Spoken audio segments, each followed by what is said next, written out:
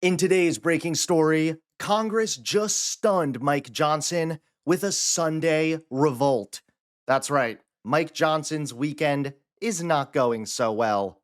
How's it going, everybody? Hunter Avalone here with Occupy Democrats. Welcome back to another video. Now, Mike Johnson is an absolute liar. At this point, he's almost as good at lying as Donald Trump.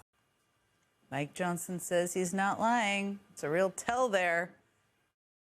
My question is, if Republicans and Democrats can agree to a one-year extension to the ACA subsidies,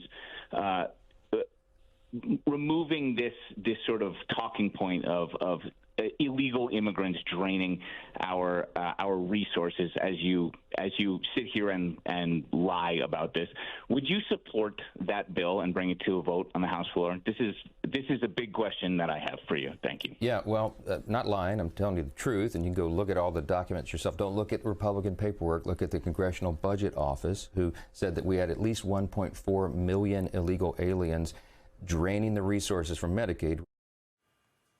Mike Johnson says he's not lying. It's a real tell there. Says immigrants are draining resources from Medicaid, and you can go, quote, look at the documents yourself. Thank you for that advice. Let's do just that. Here's a study published in the Journal of the American Medical Association just last night. It found that in 2022, care for undocumented immigrants made up only 0.4% of total Medicaid spending, less than 0.5%. That's it. There are the documents. We can send them to your office. And still, Mike Johnson is pushing this idea that it's good to keep the government shut down, that somehow this will negatively impact the Democrats. But this is just not the case. Because there's no negotiations happening right now because Republicans are boycotting those negotiations. They are boycotting negotiations to reopen the government because they are desperate to raise premiums on people in this country by 75% in order to finance their tax cut for the wealthy. Their only priority is protecting the billionaire class and the corporate class. The other reason the House of Representatives isn't in town right now trying to reopen the government, because they are about to have enough votes to pass a resolution mandating the release of the Epstein files. So J.D. Vance and Donald Trump's #1 priority is protecting billionaires, protecting corporations, and raising premiums, raising healthcare costs by 75% on American citizens. So yes, I think that Democrats should say, if you want our votes for a budget, it can't be a corrupt budget. It can't be a budget that is going to devastate the lives of middle-class families in this country in order to protect and reward billionaires. That's a pretty reasonable request. And now Congress just stunned Mike Johnson with a Sunday revolt. That's right, take a look at today's top story. What do you say to Speaker Johnson, who says there's no reason for the House to come back to session?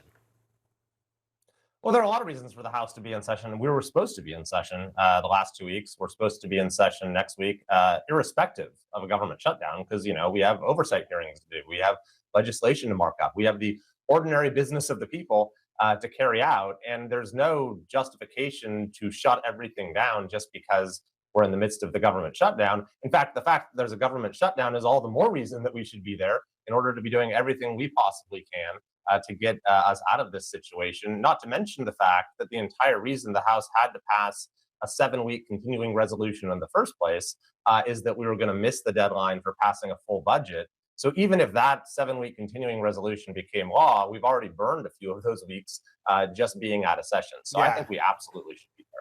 The Speaker says that there should be no negotiations with Democrats. But, we're about to begin week 3 of this very damaging shutdown. It's only going to get more painful for so many Americans. So is it time for GOP leaders to begin negotiating with Democrats to find a way out of this crisis? Yeah, I think we need to explore all avenues. And I want to be very clear. I voted for the continuing resolution. I don't like continuing resolutions, but it was the lesser of two evils between that and shutting down the government, which is a terrible thing. I wish the Senate would just vote for the version we passed in the House. I don't agree with what Chuck Schumer is doing. I think he's being unreasonable, but this is politics. Sometimes you have to work with people that you believe are being unreasonable in order to find the common ground that is best for the country. And so long as the House isn't even there, that's going to be very hard for us to do. Yeah, so you think it's time to negotiate, for the Speaker to negotiate with Democrats? I think if there's an avenue that we can explore that will get us out of this, then absolutely. I mean, they've brought up this issue of the subsidies under the Affordable Care Act.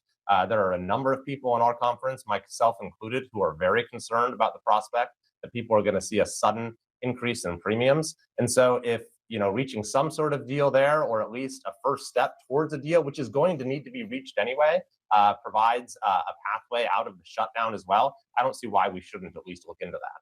Thanks so much for watching. Please click that like button and subscribe to Occupy Democrats so that you can stay informed and help us stop Donald Trump.